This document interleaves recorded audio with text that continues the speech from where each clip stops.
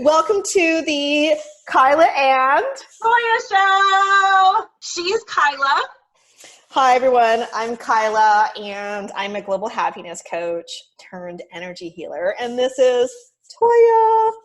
I am an ex-retail buyer turned life coach for women. Yay!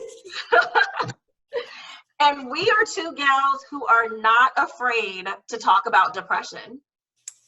Yes, and you know, we've been talking about doing something like this for a couple of weeks now, and we have talked at length about, you know, what are some topics that we want to talk about, what are some things that are on our mind, and today we decided to talk about all things why. So as coaches, we're always digging into why, what is your why, and then going deeper and deeper and deeper into why. And so the first why today for Kyla is, Kyla, Yes. why did you come up with the concept of doing this show? That's a great question. So, just a backstory, Toyah and I met. We were both being interviewed for another interview podcast, and we just really bonded over just talking really plainly and transparently and organically about the depressions that we both went through. And, you know, sometimes we still, you know, day to day, you know, there's a lot of stuff going on externally that we just want to be open about. We want to start a conversation, and it's not all like doom and gloom. And when I looked on YouTube, you know, like the stuff on depression was like, well, this clinical research shows this, or, you know, it's like, duh, duh, duh. You know, and I really, as someone, you know, Toyah and I are both humans who have experienced depression, and we just wanted to share, and we wanted to bring about change and positivity and realness to depression. So here we are. But I have a question for you, Toyah. Okay, I'm ready. Why did you accept the proposal to join the show? Or it's not really joining. We're in it together. I mean, yes, because I already got another why for you right after I answer this one that's similar. So first of all, well, I can't even say whether it's first, second, or third, but like one, accepting is I was already like, love her. So sometimes it's like there's a project or there's something that sounds like what you want to do, but then you're like, I don't know if I want to do it with that person because maybe we don't like mesh well. So it was like, yes, I was like totally feeling you. And then the other piece is I actually, you know, part of what I do, you know, I'm really concerned for people that are really stressed out, whether they know that they're stressed or they don't know that they're stressed. I certainly didn't know that I was completely stressed out, and that contributed to me having a depression.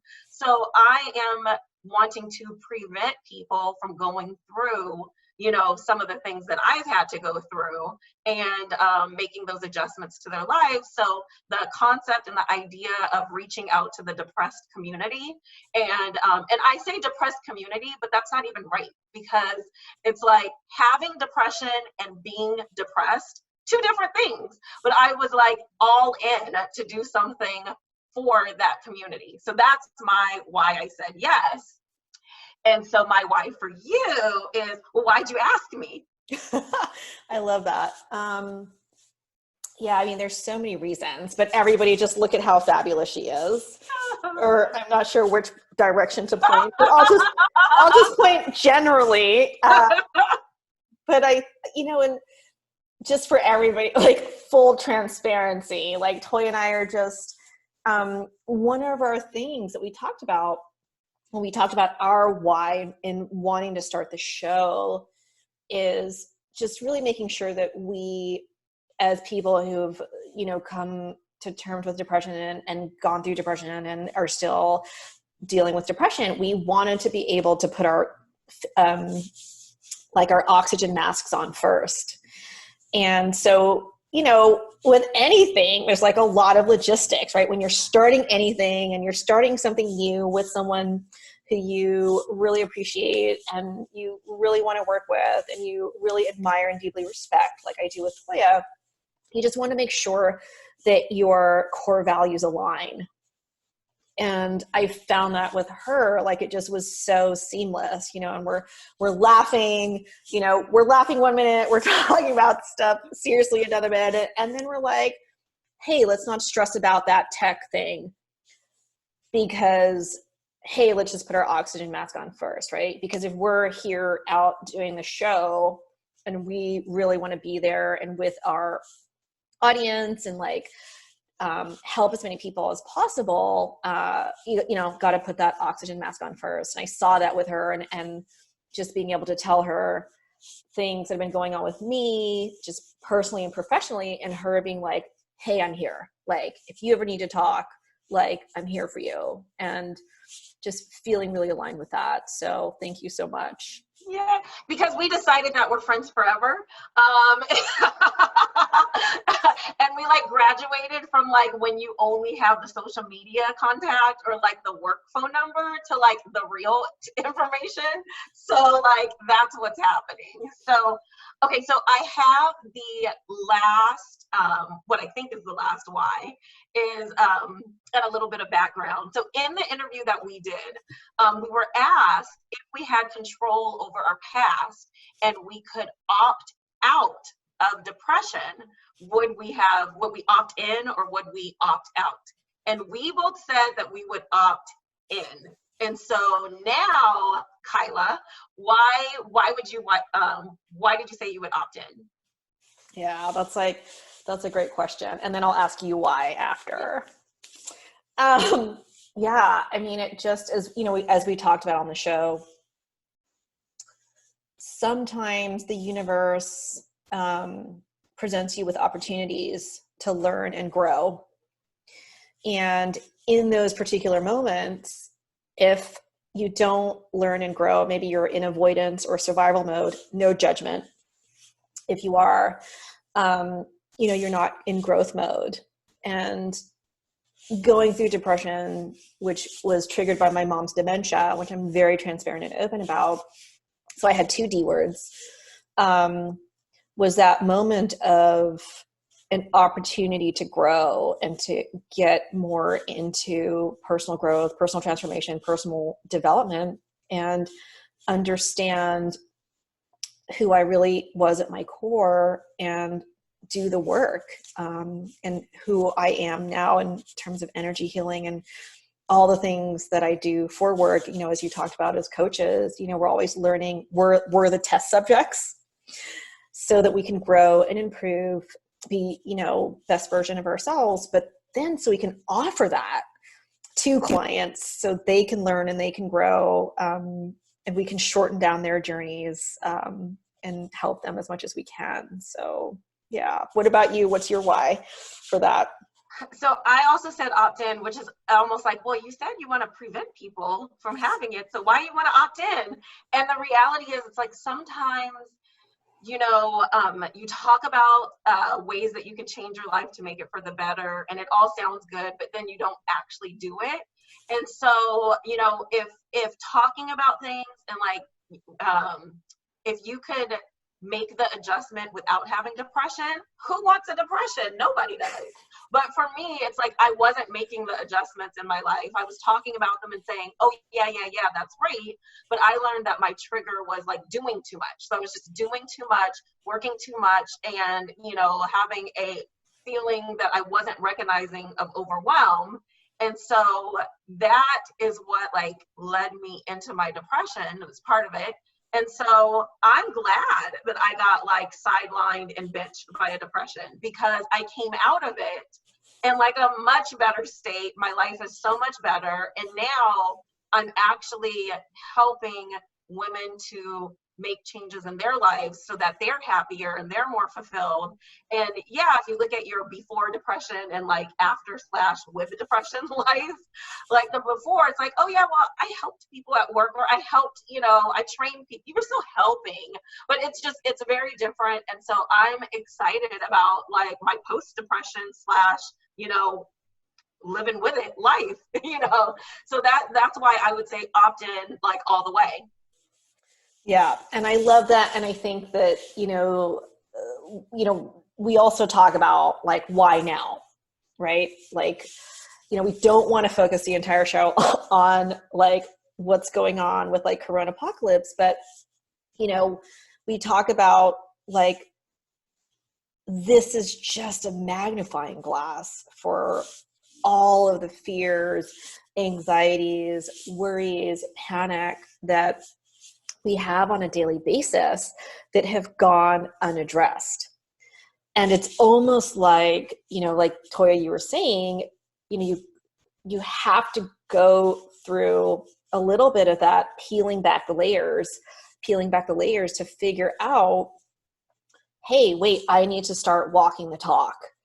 I really need to start aligning my core values with who I really am, the relationships, and this is an incredible time for personal and self-reflection, like what needs to be healed, right? What do we need to look at? And so if we reframe it like that, and what our show is all about too, right? How if we can just help one person, then I think we've done something.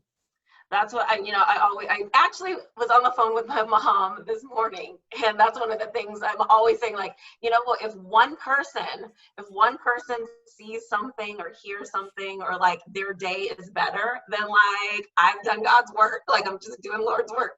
So like, Kyla mentioned like the tech, like we're like, let's do it now.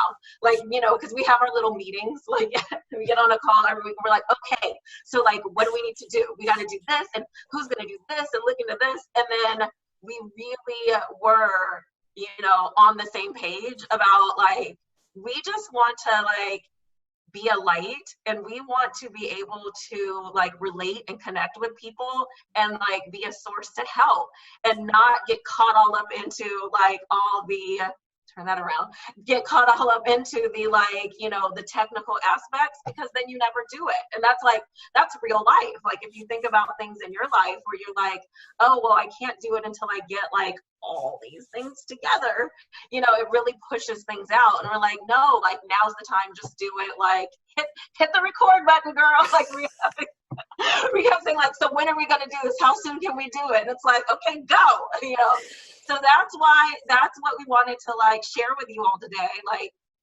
these are our some of our whys, and before we like wrap, is there anything, you want to end with? Oh, there is something Kyla wants to end with. Yes.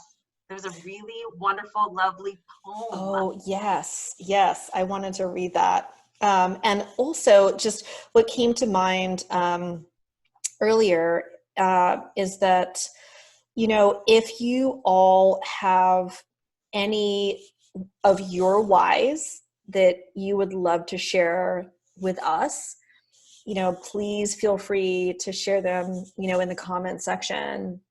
We'd love to hear what your whys are. And, it's such a great place to start with, when you talk about like intention setting, start with why, like Simon Sinek, right? He's all about like, start with why.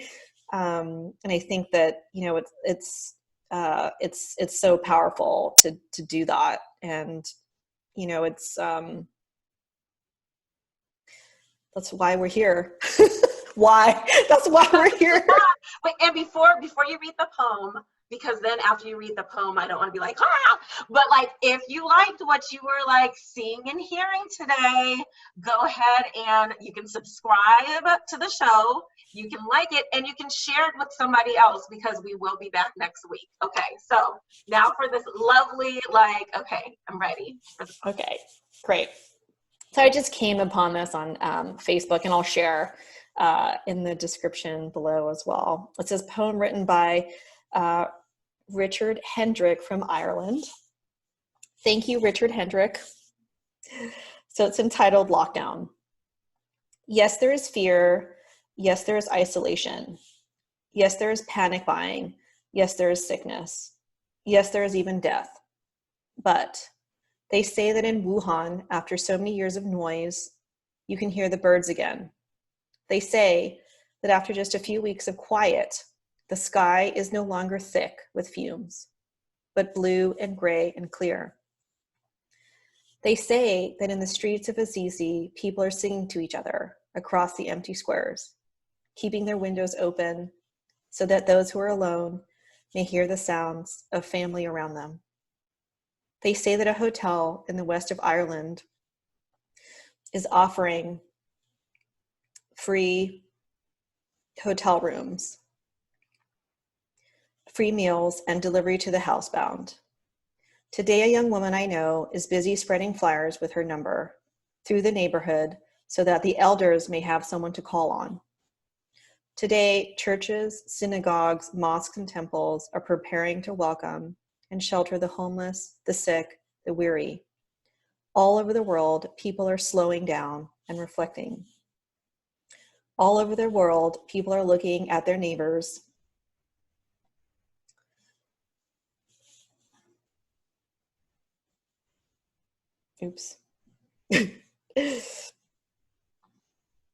All over the world, people are looking at their neighbors in a new way. All over the world, people are waking up to a new reality, to how big we really are, to how little we really have control of, to what really matters, to love. So we pray, and we remember that, yes, there is fear, but there does not have to be hate. Yes, there is isolation, but there does not have to be loneliness. Yes, there is panic buying, but there does not have to be meanness. Yes, there is sickness, but there does not have to be disease of the soul. Yes, there is even death, but there can always be a rebirth of love. Wake to the choices you make as to how to live now. Today, breathe. Listen behind the factory noises of your panic. The birds are singing again. The sky is clearing, spring is coming. And we are always encompassed by love. Open the windows of your soul, and though you may not be able to touch across the empty square, sing. So, to that, bye for See you now. next week. Bye.